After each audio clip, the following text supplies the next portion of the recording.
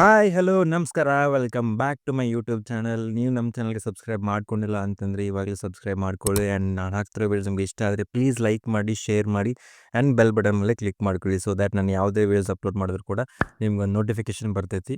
So ಬನ್ನಿ ಇವತ್ತಿನ video start ಮಾಡೋಣ. ಸೊ ಇವಾಗ ನಾವು ಮಾತಾಡೋಕೆ ಹೊರಟಿರೋದು ಕರ್ನಾಟಕದ batsman Karun Nair. Hard work ಮಾಡಿದರೆ ಒಂದಲ್ಲ ಒಂದಿನ ಫಲ ಸಿಕ್ಕೇ ಸಿದ್ಧತೆ ತನಕ ಸಾಕ್ಷಿನೇ ಇವಾಗ ನಮ್ಮ ಮುಂದಿರೋ ಕರುಣ್ ನಾಯರ್. ಸ್ವಲ್ಪ ಹಂಗೆ ಕ್ರಿಕೆಟ್ ಹಿಸ್ಟ್ರಿ ತೆಗೆದು ನಾನು ಡಿಸೆಂಬರ್ 19, 2016 ಚೆನ್ನೈಯಲ್ಲಿ ನಡೆದಂಥ ಇಂಗ್ಲೆಂಡ್ ಮತ್ತು ಇಂಡಿಯಾ ಟೆಸ್ಟ್ ಮ್ಯಾಚ್. ಈ ಟೆಸ್ಟ್ ಮ್ಯಾಚ್ನಾಗ ಕರುಣ್ ನಾಯರ್ ಟ್ರಿಪಲ್ ಸೆಂಚುರಿ ಹೊಡಿತಾರೆ, 303 runs, becoming the second Indian batsman after Virender Sehwag to score a triple century in test cricket. But ಇಲ್ಲಿ ಏನಪ್ಪ ಅಂತಂದ್ರೆ ಅಷ್ಟೆಲ್ಲ ಹೊಡೆದ್ರೂ ಸಹ ನೆಕ್ಸ್ಟ್ ಮ್ಯಾಚಲ್ಲಿ ಕರುಣ್ ನಾಯರ್ನ ಡ್ರಾಪ್ ಮಾಡ್ತಾರೆ ಟೀಮಿಂದ. ಸೊ ನೀವು ಹಿಸ್ಟ್ರಿ ತೆಗೆದು ನೋಡಿದ್ರೆ ಕ್ರಿಕೆಟ್ನಾಗ ಟ್ರಿಪಲ್ ಸೆಂಚುರಿ ಹೊಡೆದ ನೆಕ್ಸ್ಟ್ ಮ್ಯಾಚ್ ಡ್ರಾಪ್ ಆದಂಥ ವಿಷಯನೇ ಇರಲಿಲ್ಲ. That is the only batsman Karun Nair ಒಬ್ಬರೇ ಬ್ಯಾಟ್ಸ್ಮನ್ ಟ್ರಿಪಲ್ ಸೆಂಚುರಿನ ಹೊಡೆದು ನೆಕ್ಸ್ಟ್ ಮ್ಯಾಚಲ್ಲಿ ಡ್ರಾಪ್ ಆಗಿರೋದು. ನೆಕ್ಸ್ಟ್ ಮ್ಯಾಚ್ ರಹಾನೆ ರಿಟರ್ನ್ ಆದ್ರೆ ಅಂತ ಹೇಳಿ ಕರುಣ್ ನಾಯರ್ನ ಡ್ರಾಪ್ ಮಾಡಿ ರಹಾನೆಗೆ ಚಾನ್ಸ್ ಕೊಡ್ತಾರೆ ಆ ಸೀರೀಸಲ್ಲಿ. ಬಟ್ ಅದಾದ್ಮೇಲೆ ಕರುಣ್ ನಾಯರ್ಗೆ ಇಂಡಿಯನ್ ಟೀಮ್ ಡೋರ್ ಕ್ಲೋಸ್ ಆಗ್ಬಿಡುತ್ತೆ. ಬಟ್ ಆಮೇಲೆ ಕರ್ನಾಟಕದ ಪರ ಅಲ್ಲಿ ಇಲ್ಲಿ ದೇಸಿ ಟೂರ್ನಮೆಂಟ್ ಆಡಿದ್ರು. ಬಟ್ ಪರ್ಫಾರ್ಮೆನ್ಸ್ ಸರಿ ಇಲ್ಲ, ಕನ್ಸಿಸ್ಟೆಂಟಾಗಿ ಪರ್ಫಾರ್ಮ್ ಮಾಡಿಲ್ಲ ಅಂತ ಇಂಡಿಯನ್ ಟೀಮಲ್ಲಿ ಚಾನ್ಸಸ್ ಸಿಗಲ್ಲ ಅವ್ರಿಗೆ. ಟೀಮಿಂದ ಡ್ರಾಪ್ ಆದಾಗ ಸಾಕಷ್ಟು ಇಂಡಿಯನ್ ಸೀನಿಯರ್ ಕ್ರಿಕೆಟರ್ಸ್ ಎಲ್ಲ ಮಾತಾಡ್ತಾರೆ, ಹೇಳ್ತಾರೆ ನೀವು ಡ್ರಾಪ್ ಮಾಡಬಾರ್ದಾಗಿತ್ತು ಹಂಗೆ ಹಿಂಗೆ ಅಂತ ಅಂದ್ಬಿಟ್ಟು. ಬಟ್ ಇಂಡಿಯನ್ ಸೆಲೆಕ್ಷನ್ ಕಮಿಟಿ ಅವಾಗ ಕರುಣ್ ನಾಯರ್ ಬಗ್ಗೆ ತಲೆನೇ ಕೆಡಿಸ್ಕೊಳ್ಳಿಲ್ಲ. ಅದಾದಮೇಲೆ ಅವ್ರು ಇಂಡಿಯನ್ ಟೀಮಿಗೆ ಸೆಲೆಕ್ಟ್ ಆಗಲೇ ಇಲ್ಲ. ಬಟ್ 2022 ಒಂದು ಪೋಸ್ಟ್ ಮಾಡ್ತಾರೆ ಅವರು. ಆ ಪೋಸ್ಟ್ ಏನಪ್ಪ ಅಂತಂದರೆ, ಆ ಪೋಸ್ಟ್ ನೋಡಿದ್ರೆ ಅನ್ಸುತ್ತೆ ನಿಮಗೆ ಆ ಮನುಷ್ಯ ಎಷ್ಟು ಫೇಸ್ ಮಾಡಿದ್ರು ಕ್ರಿಕೆಟಲ್ಲಿ ಅಂಥೇಳಿ. Dear cricket give me another chance ಅಂತ. ಯಾರಿಗಾದರೂ ಅಷ್ಟೇ ಈ ಪೋಸ್ಟ್ ನೋಡಿದ್ರೆ ಒಂಥರ ಎಮೋಷ್ನಲ್ ಫೀಲ್ ಆಗುತ್ತೆ. ನಮ್ಮ ಕರ್ನಾಟಕದ ಬ್ಯಾಟ್ಸ್ಮನ್ ಇಂಡಿಯನ್ ಟೀಮ್ ಸೆಲೆಕ್ಟ್ ಆಗಿ ಒಳ್ಳೆ ಪರ್ಫಾರ್ಮೆನ್ಸ್ ಕೊಟ್ಟರೂ ಸಹ ಟೀಮಿಂದ ಡ್ರಾಪ್ ಆಗಿ ಒಳ್ಳೆ ಟೀಮಲ್ಲಿ ಸೇರ್ಕೊಳ್ಳಲ್ಲ. ಅದಾದಮೇಲೂ ಅವ್ರ ಕಡೆಯಿಂದ ಕನ್ಸಿಸ್ಟೆಂಟಾಗಿ ಪರ್ಫಾರ್ಮೆನ್ಸ್ ಬರಲಿಲ್ಲ. ಸೊ ಇದಕ್ಕೆ ಕರ್ನಾಟಕ ಟೀಮಿಂದ ಡ್ರಾಪ್ ಮಾಡ್ತಾರೆ ಅವ್ರನ್ನ. ಇದ್ರ ಬಗ್ಗೆನೇ ಕರುಣ್ ನಾಯರ್ ರೀಸೆಂಟಾಗಿ ಇಂಡಿಯನ್ ಕ್ರಿಕೆಟ್ ಟೀಮ್ಗೆ ಒಂದು ಇಂಟರ್ವ್ಯೂ ಕೊಟ್ಟಾರೆ. ಅದೇನಪ್ಪ ಅಂತಂದರೆ, Toughest time for me was the end of 2022 when I lost my place in the Karnataka side. Mentally and emotionally it was very challenging. It took me few months to think about it and think what I should do going forward. So those few months really taught me an invaluable lesson to respect each day as a new one, and respect each innings as a new innings, to go out there and make sure I give it my all and make sure I score as many runs as I can every single innings. Indian cricket ಟೀಮಿಂದ drop ಮಾಡಿದ್ರು, state level performance ಸರಿಯಿಲ್ಲ ಅಂತ state ಟೀಮಿಂದನೂ drop ಮಾಡಿದ್ರು, mentally pressure ಬೇರೆ, ಇಷ್ಟೆಲ್ಲ ಇದ್ದರೂ ಕರುಣ್ ನಾಯರ್ ಒಂದು ಡಿಸೈಡ್ ಮಾಡ್ತಾರೆ, ಅದು ಸ್ಟೇಟ್ ಟೀಮ್ ಚೇಂಜ್ ಮಾಡ್ಬೇಕಂತ ಹೇಳಿ. ಸೊ ಅವರು ಕರ್ನಾಟಕನ ಬಿಟ್ಟು ವಿದರ್ಭ ಸ್ಟೇಟ್ ಟೀಮ್ಗೆ ಆಡ್ತಾರೆ ಇವಾಗ. ಬಟ್ ಎಲ್ಲರಿಗೂ ಒಂದು ಟೈಮ್ ಬಂದೇ ಬರ್ತೈತೆ ಅಂತಾರಲ್ಲ, ಅದೊಂಥರ ನಿಜಾನೇ. ಎಲ್ಲರಿಗೂ ಒಂದು ಟೈಮ್ ಬಂದೇ ಬರುತ್ತೆ, ಅವ್ರ ಕಾಲ ಬಂದೇ ಬರುತ್ತೆ. ಆ ಒಂದು ಟೈಮ್ ಇವಾಗ ಕರುಣ್ ನಾಯರ್ಗೆ ಬಂದೈತಿ. ವಿಜಯ್ ಹಜಾರೆ ಟ್ರೋಫಿಯಲ್ಲಿ ಅವ್ರ ಪರ್ಫಾರ್ಮೆನ್ಸ್ ಮಾತ್ರ ಟಾಪ್ ಲೆವೆಲ್ ಐತಿ. ಇವ್ರ ಪರ್ಫಾರ್ಮೆನ್ಸ್ ನೋಡಿದ್ರೆ ಫುಲ್ ಶಾಕ್ ಆಗೋದಂತೂ ನಿಜ. ಆಡಿದ್ದು 7 ಮ್ಯಾಚ್ ಅಷ್ಟೇ. 7 ಮ್ಯಾಚ್ನಾಗ 5 century and 1 half century. And ಇವ್ರು ಔಟ್ ಆಗಿದ್ದು ಓನ್ಲಿ ಒನ್ಸ್ ಅಷ್ಟೇ. 7 ಮ್ಯಾಚಲ್ಲಿ ಒಂದು ಸಲ ಮಾತ್ರ ಔಟ್ ಆಗಿದ್ದು. ಏನು ಹೇಳ್ತಾರೆ ಇದಕ್ಕೆ, ಫುಲ್ ಟಾಪ್ ಲೆವೆಲ್ ಪರ್ಫಾರ್ಮೆನ್ಸ್ ಇದು.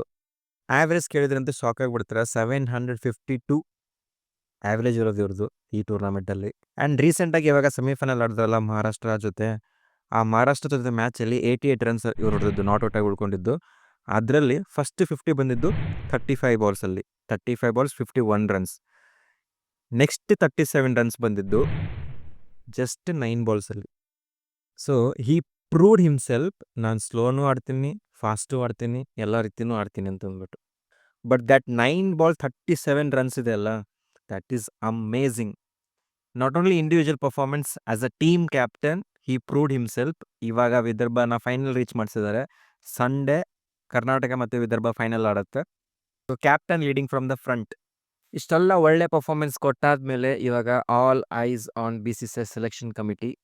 ಸೊ ಇವಾಗ BCCI ಸೆಲೆಕ್ಷನ್ ಕಮಿಟಿ ಏನು ಮಾಡ್ತಾರೆ ಅಂತ ನೋಡಬೇಕು. ಯಾಕಂದರೆ ಇವಾಗ ಅಪ್ಕಮಿಂಗ್ ಮ್ಯಾಚಸ್ ಇಂಗ್ಲೆಂಡ್ ಜೊತೆ ಇದೆ, T20 matches and 3 ODIs.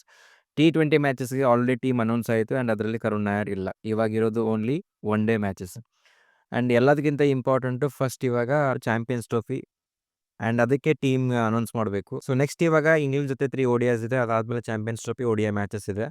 So ಇದೆರಡರಲ್ಲಿ ಮಾತ್ರ ಕರುಣ್ ನಾಯರ್ಗೆ ಸಿಗಲೇಬೇಕು ಚಾನ್ಸಸ್ಸು. ಸೊ ಎರಡರಲ್ಲಿ ಇನ್ನೂ ಟೀಮ್ ಅನೌನ್ಸ್ ಆಗಿಲ್ಲ. ಓನ್ಲಿ T20 ಟೀಮ್ ಮಾತ್ರ ಅನೌನ್ಸ್ ಆಗಿದೆ. ಇನ್ನು ODI ಮ್ಯಾಚಸ್‌ಗೆ ಅನೌನ್ಸ್ ಆಗಿಲ್ಲ ಆ್ಯಂಡ್ ಚಾಂಪಿಯನ್ಸ್ ಟ್ರೋಫಿಗೂ ಅನೌನ್ಸ್ ಆಗಿಲ್ಲ. Obviously selection committee Karun Nair performance ನೋಡೇ ಇರುತ್ತೆ, ಅಬ್ಸರ್ವ್ ಮಾಡಿರ್ತಾರೆ.